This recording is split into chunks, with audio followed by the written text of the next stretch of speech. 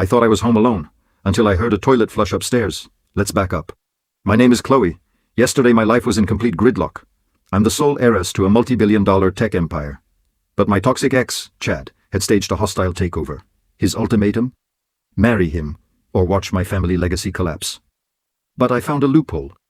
If I married anyone before my 25th birthday, which was literally today, the company voting rights would lock into my name forever.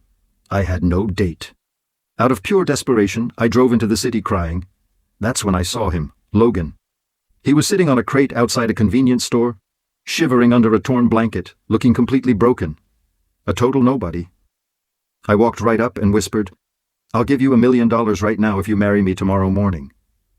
He slowly looked up with these chilling, intense eyes that sent shivers down my spine and nodded, "Deal." The next morning, the moment we signed the emergency paperwork, Chad burst out laughing. "You rejected me for this cockroach?" Chad mocked. My friends giggled in the corner. I felt utterly humiliated. Right after, we went to an exclusive cafe. Chad followed us just to yell more insults. But as we hit the entrance, the chief of police for New York City walked out. Chad tried to brag, but the chief didn't even glance at him. Instead, his eyes landed on Logan. The chief stopped dead in tracks, turned entirely pale, and bowed deeply to my homeless husband. The real explosion happened this morning at our official board meeting. Chad sat at the head of the table, sneering, "Security, throw this garbage out!" Suddenly, the doors burst open. It wasn't security. It was a fleet of federal prosecutors led by the CEO of Vanguard Apex, the largest investment fund on the planet.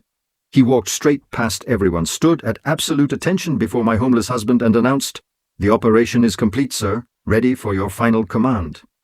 Logan slowly stood up, radiating a terrifying amount of power, and tossed a black sovereign card onto the table. The CEO looked at Chad and said, "You idiot, this is Logan Vanguard, the shadow owner of Vanguard Apex. He lived off the grid for a year to avoid corporate vultures like you." Logan whispered to Chad, "I bought 80% of your personal debts last night. Your accounts are frozen, and you're going to jail for fraud." Chad was dragged out in handcuffs. My company was saved. It felt like a fairy tale. But an hour ago, Logan left his old cracked street phone on our dresser. A notification lit up.